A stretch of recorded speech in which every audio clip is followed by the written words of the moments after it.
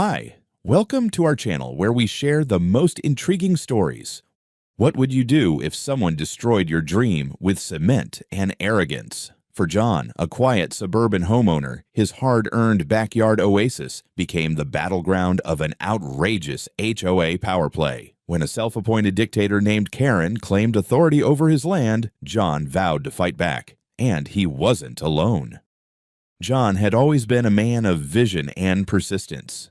10 years ago, he purchased a modest, aging house nestled in a quiet suburban neighborhood. The house was far from perfect. It had peeling paint, a crumbling driveway, and an overgrown backyard, but John saw potential. Over the years, he transformed it into a home that reflected his hard work and dreams. He added a spacious garage, built a sturdy backyard shed, installed a cozy patio with string lights, and even excavated a basement to use as his private workshop. The crowning jewel of his renovation journey, however, was his long-awaited swimming pool. For years, John had dreamed of lounging by the water, hosting poolside barbecues, and watching his kids splash around on summer afternoons. After meticulous planning, he began construction on the pool, working with a reputable company to ensure everything was done perfectly. For 2 months, he watched his vision come to life, brick by brick, tile by tile, until finally the shimmering blue water sparkled in his backyard. The completion of the pool felt like a triumph, not just for John, but for the entire family.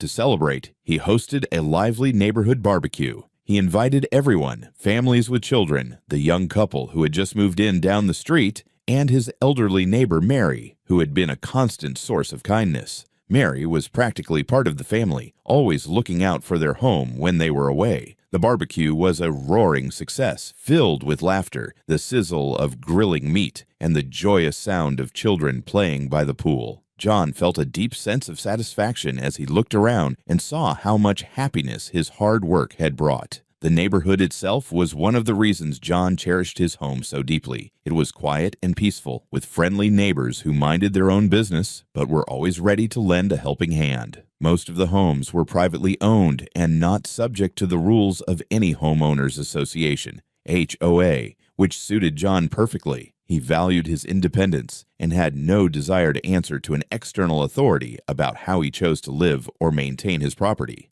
As he settled into this new chapter of enjoying his dream pool, John couldn't have imagined that the calm, idyllic life he had built would soon be disrupted. But beneath the surface of this serene neighborhood lay a power struggle he was about to be dragged into, one that would test his resilience and threaten everything he had worked for. For now, though, the water in his new pool shimmered in the late afternoon sun, a symbol of years of hard work and the promise of peaceful days ahead.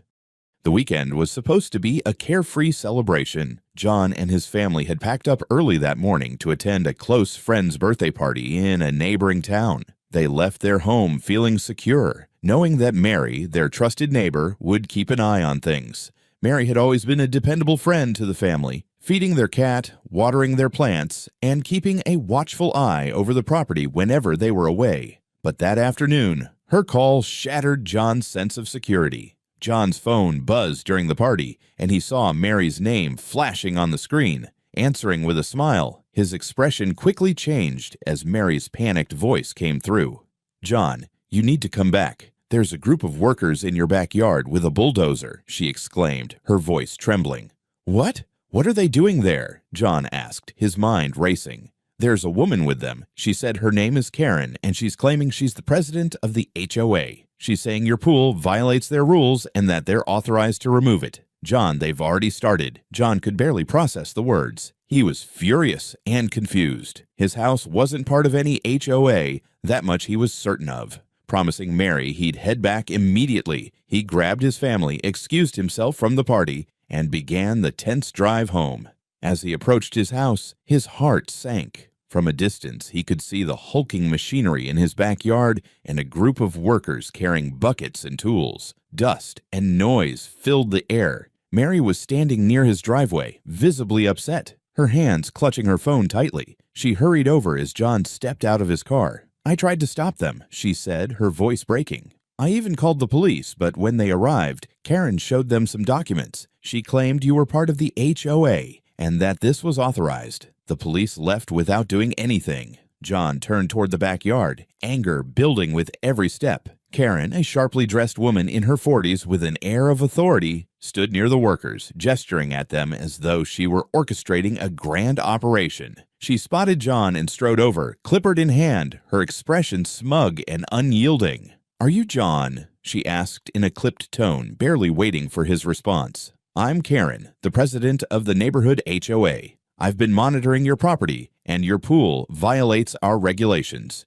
You didn't seek HOA approval before building it, and it's positioned improperly. We've had no choice but to take action." John's jaw tightened. "First of all, I'm not a part of your HOA. My property has never been under its jurisdiction. Second, this is my private land. You have no right to do anything here." Karen smirked. "That's where you're wrong. Your property was annexed into the HOA last year. We have all the documents to prove it, and frankly, you should have known better than to build without approval. This pool is a blight on our community, and I'm ensuring it's dealt with properly." As if to punctuate her words, John heard the sickening sound of concrete being poured. He rushed to the backyard, his heart sinking at the sight of his pool being filled with wet cement. The workers moved efficiently, ignoring his demands to stop. "Stop this immediately," John shouted. "You're trespassing, and you're destroying my property. I'll sue every last one of you." Karen crossed her arms and raised her eyebrows. "You're welcome to take it up with our legal team, but for now, the decision has been made. This is the consequence of ignoring HOA rules." John's protests were met with shrugs and indifference. Karen handed him a stack of papers, her smugness unshaken. "This is everything you'll need if you'd like to appeal, but good luck with that. We've dealt with situations like this before." As the workers finished their job, John stood in his backyard, staring at what was left of his beloved pool. The area that had been his dream now resembled a construction site, filled with wet cement and the debris of what had once been a place of joy. Mary approached him quietly, her voice soft but determined. "I recorded everything on my phone," she said, "from the moment they showed up to when the police left. You'll need this." John looked at her, his jaw clenched. "Thank you, Mary. I'm going to make sure they pay for this, every last one of them." As Karen and her crew left the property, John's determination solidified. What had started as an idyllic weekend had turned into a nightmare, but this was far from over. The morning after the chaos, John sat at his kitchen table staring at the stack of papers Karen had thrust into his hands. He hadn't had the chance to examine them the day before, but now, fueled by anger and determination, he pored over every page. What he found only deepened his fury.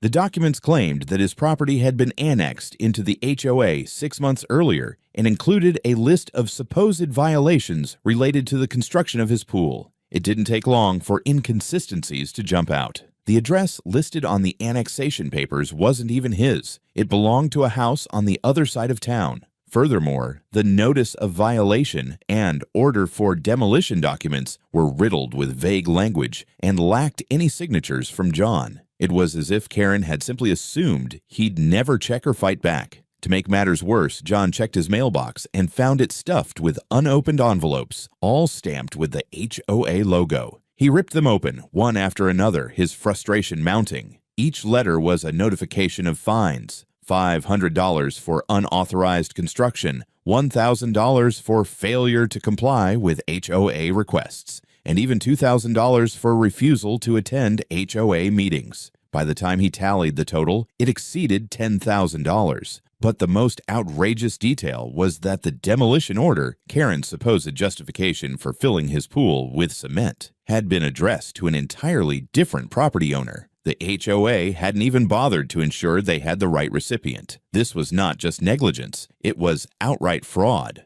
John felt a bitter mix of disbelief and resolve as he pieced the situation together. Karen and her HOA had fabricated an entire narrative to justify their actions. They had assumed he would quietly pay the fines or submit to their authority, but John wasn't about to let them off so easily. He called Mary, who came over with her phone to show him the videos she had recorded. "You're not going to believe this," John told her, showing her the documents. Mary shook her head in disbelief. "They didn't even bother to cover their tracks," she said.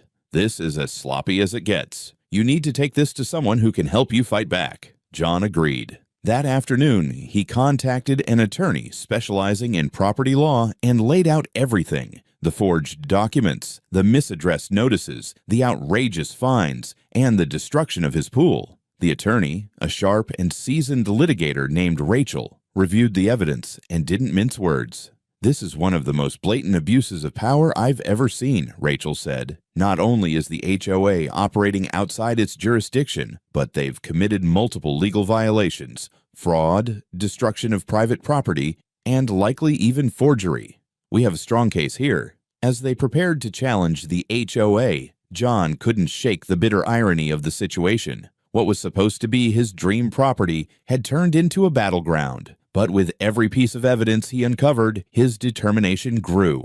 If Karen and her HOA thought they could bully him into submission, they were about to learn they had picked the wrong target. As John and his attorney Rachel began building their case, Karen and the HOA doubled down on their efforts to intimidate him. Within days, new letters began flooding his mailbox, each one more hostile than the last. The fines now included late fees, ballooning the total owed to nearly $15,000. The letters demanded immediate payment and threatened legal action if he failed to comply. The situation grew worse when John started hearing whispers from his neighbors. Karen had been spreading rumors, claiming that John was a defiant troublemaker who refused to respect community rules. She painted him as someone who selfishly disregarded the neighborhood's aesthetic standards, tarnishing its reputation. Neighbors who once smiled and waved now seemed wary or avoided him altogether. One evening, as John was working in his garage, he overheard a conversation between two neighbors walking by. "I heard he built that pool illegally and refused to tear it down," one said. "I can't believe he's dragging our community through this," the other replied. The frustration and isolation mounted, but John refused to let Karen's manipulations break him. Determined to expose the truth, he dug deeper into the HOA's activities with Rachel's guidance. They discovered troubling patterns. Karen had a history of targeting homeowners who resisted the HOA's authority. She manipulated rules, issued excessive fines, and even threatened foreclosures, all without proper justification. Rachel encouraged John to reach out to other homeowners. He hesitated, uncertain if anyone would be willing to stand up against Karen, but his persistence paid off. A few brave neighbors, tired of Karen's tyranny, agreed to share their stories. One neighbor revealed how Karen had imposed fines for minor landscaping violations, while another recounted threats for parking a family RV in their driveway. Meanwhile, Mary's video footage of the pool demolition began circulating quietly among neighbors. The stark reality of Karen's actions shocked many who had initially believed her version of events. Slowly, the tide began to turn. Despite these small victories, Karen wasn't finished. She called a public HOA meeting, ostensibly to address community concerns. Flyers were distributed, and John found one slipped under his door. The language was inflammatory, accusing him of being a disruptive influence and urging the neighborhood to stand united. John knew this meeting wasn't about unity. It was another of Karen's tactics to vilify him, but instead of shying away, he decided to attend. Armed with Rachel's advice, Mary's videos, and his growing resolve, he prepared to confront Karen on her own turf. The stakes were rising, and John understood this was no longer just about a pool. It was a battle for his rights, his reputation, and his home. John entered the meeting hall with a steely determination, his shoulders squared against the palpable tension in the air. The room was crowded, with neighbors murmuring amongst themselves. At the head of the room stood Karen, exuding confidence as she prepared to address the crowd. John knew this was just another maneuver to manipulate public opinion and further isolate him. When Karen began speaking, her voice was dripping with authority. "Our community thrives on unity and adherence to our established standards," she declared, casting a glance at John. "Unfortunately, there are individuals who believe they're above these rules, disregarding the very foundation of what makes our neighborhood desirable." The murmurs grew louder as Karen launched into a tirade about John's supposed violations and his uncooperative attitude. She even waived copies of fines and notices, trying to validate her narrative. When Karen finished, John stood up, clutching the evidence he and Rachel had meticulously gathered. "You've all heard Karen's version of events," he began, his voice steady but firm. "Now, let me tell you the truth." He held up Mary's video recordings. "This is proof of what actually happened that day," he said, briefly describing how Karen had orchestrated the destruction of his pool using forged documents and misaddressed notices. Gasps rippled through the crowd as John played one of the videos showing the workers pouring cement while Karen directed them. Karen tried to interrupt, but John held his ground. "These fines she's waving around, they're based on lies. My property is not under HOA jurisdiction, and the annexation documents she's touting, they list a completely different address."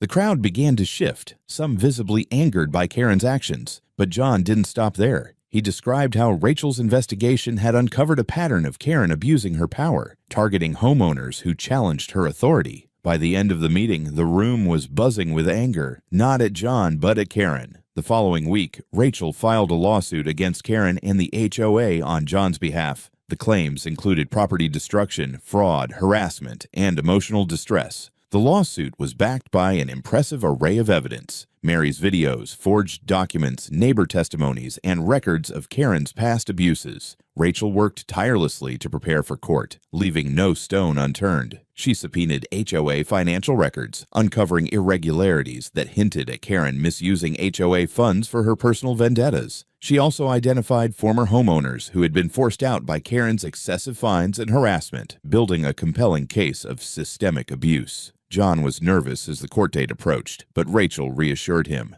"The evidence is overwhelming," she said, "and Karen's arrogance will be her undoing." John had transformed from a man blindsided by injustice into a determined plaintiff ready to fight for his rights. This was no longer just about a pool. It was about holding Karen accountable and restoring the dignity of his home and his neighborhood. The courtroom buzzed with quiet anticipation as John sat at the plaintiff's table beside Rachel, his attorney. Across the room, Karen exuded a defiant confidence. Flanked by the HOA's legal team, the trial had drawn significant attention, not just from John's neighbors, but from surrounding communities that had heard whispers of Karen's overreach. This wasn't just a case about a pool. It was shaping up to be an exposé of unchecked power. Rachel opened the proceedings with a powerful statement. "This case is about more than one man's pool. It's about abuse of power, fraud, and a pattern of intimidation that no homeowner should ever face. Today, we will show that the HOA, under Karen's leadership, acted not just negligently, but maliciously." The first piece of evidence presented was Mary's video footage. The court watched as the screen displayed Karen standing authoritatively in John's backyard, orchestrating the workers as they poured cement into his newly built pool. Mary's voice could be heard in the background, pleading with the workers to stop, while Karen dismissed her with a smug wave. The footage was damning, but Rachel didn't stop there. She called Mary to the stand, where the elderly woman recounted the events of that day in vivid detail. Her testimony painted a picture of Karen's arrogance and disdain. "When I told her John wasn't part of the HOA, she laughed and said, 'He'll learn soon enough who's in charge here,'" Mary testified, her voice steady despite the gravity of her words. Karen's attorneys tried to discredit Mary, suggesting she was misinformed or biased, but Rachel countered by presenting the misaddressed demolition notices,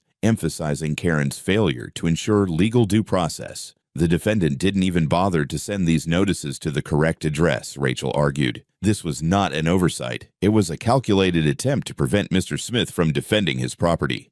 Next came testimony from neighbors who had suffered under Karen's leadership. A young couple described being fined thousands of dollars for planting flowers that weren't approved by the HOA. Another neighbor recounted threats of foreclosure over a minor fence repair delay. Each story revealed a pattern of bullying and coercion, painting Karen as a tyrant who wielded HOA authority as a weapon. Karen's legal team struggled to rebut the mounting evidence. They claimed she was simply enforcing community standards, but their arguments crumbled under the weight of Rachel's meticulous presentation. The forged annexation documents were the final blow. A handwriting expert testified that John's signature on the HOA membership agreement had been falsified, tying Karen directly to the fraudulent paperwork. By the time Karen herself took the stand, her confidence had evaporated. Under cross-examination, Rachel systematically dismantled her defense. "Ms. Karen," Rachel began, holding up the HOA's bylaws, "can you point to where it states that your jurisdiction extends to properties outside your recorded boundaries?" Karen faltered, flipping through the document in vain. When Rachel pressed her about the forged documents, Karen stumbled over her responses, offering vague excuses that only further implicated her. "You forged these documents to assert control over a property you had no right to govern, didn't you?" Rachel asked firmly. Karen's silence spoke louder than any denial. The final nail in the coffin came when Rachel presented the HOA's financial records. They revealed that Karen had used HOA funds to pay for personal expenses, including legal fees to fight homeowners who resisted her authority. The jury sat in stunned silence as Rachel outlined the extent of Karen's corruption. In her closing statement, Rachel left no room for doubt. This case is about standing up to unchecked power. The evidence has shown that Karen and the HOA acted not just unlawfully, but unethically, betraying the trust of this community. Justice demands accountability. As the trial concluded, John felt a surge of relief. The truth was out, and Karen's reign of intimidation was crumbling before his eyes. The jury's deliberation was swift, and when they returned, the verdict was unanimous: guilty on all counts. The court awarded John substantial damages and ordered the HOA to cover the cost of rebuilding his pool. But the most satisfying moment came when Karen was led out of the courtroom, her arrogance replaced with the realization of her downfall. The courtroom's verdict sent shockwaves through the community, and the aftermath of Karen's downfall brought swift changes to the neighborhood. For years, her authoritarian leadership had gone unchecked, but now the full scope of her actions was laid bare. The HOA was left in disarray, forced to reckon with the consequences of Karen's corruption and the damage it had caused. The first order of business was restructuring the HOA itself. Under court orders, Karen was permanently barred from holding any leadership position within the HOA or any similar organization. Several other board members who had either supported or turned a blind eye to her actions were pressured to resign. A temporary board was established, composed of neutral parties, including a local attorney appointed by the court to oversee operations. As the new board began its work, they implemented sweeping reforms to ensure transparency and fairness. The arbitrary fines and excessive regulations Karen had championed were abolished. Homeowners who had been unjustly penalized were refunded, and a new system for community governance was drafted. This time, the HOA's focus shifted toward collaboration and respect for individual property rights. Neighbors who had once been divided by Karen's manipulations began to come together. At first, some were hesitant to approach John, ashamed of how easily they had believed Karen's lies. But one by one they came to him, offering apologies and gratitude for standing up against her tyranny. Mary, whose testimony had been pivotal in the trial, became something of a community hero herself. Many neighbors openly thanked her for her courage in recording the demolition and for supporting John when few others did. As for John, his home was no longer a battleground, but a symbol of resilience. With the HOA ordered to rebuild his pool at their expense, he watched as the construction unfolded, this time with his full oversight. The new pool wasn't just a replacement, it was a statement that his hard work and dreams couldn't be destroyed by someone else's arrogance. In the weeks that followed, the neighborhood took on a different energy. Block parties and community gatherings, once dominated by Karen's rigid rules, became genuine celebrations. People began to see each other not as adversaries, but as neighbors who had endured a difficult chapter and come out stronger. For John, the most rewarding change was seeing his neighborhood thrive without the shadow of Karen's control. His decision to fight back had restored his peace of mind and sparked a transformation in the community. It was no longer just a place to live, it was a home. As John sat by his newly rebuilt pool, the warm glow of the setting sun reflecting off the water, he finally felt a sense of peace. The fight had been long and grueling, but the outcome had restored more than just his property. It had reaffirmed his belief in standing up for what was right. He watched his children play on the patio and heard the faint sounds of laughter from a nearby gathering of neighbors. It was a stark contrast to the tension and isolation he had felt only months ago. The battle with Karen and the HOA had been more than a personal struggle. It had revealed the strength of resilience and the importance of community. John reflected on the lessons he had learned. Never underestimate the power of persistence, he thought. The HOA had counted on his silence and compliance, but by taking a stand, he had not only protected his home, but also inspired others to challenge injustice. Another key lesson was the importance of preparation and evidence. If not for Mary's recordings, Rachel's expertise, and his willingness to document every detail, the case might have ended differently. Always keep records, he reminded himself, because the truth matters most when it's clear and undeniable. Despite the hardship, John felt a renewed sense of purpose. He had reclaimed his peace and seen his neighborhood transform into a supportive, cooperative community. As a symbol of his victory, the pool sparkled in the fading sunlight, a reminder that no matter how dark the struggle, justice could prevail. He leaned back in his chair, allowing himself to relax for the first time in months. His journey had been one of perseverance, but it had also become a testament to the strength of standing firm against those who sought to undermine his rights. For John, this was not just the end of a battle, but the beginning of a new chapter in a home he had fought to protect and could now enjoy fully.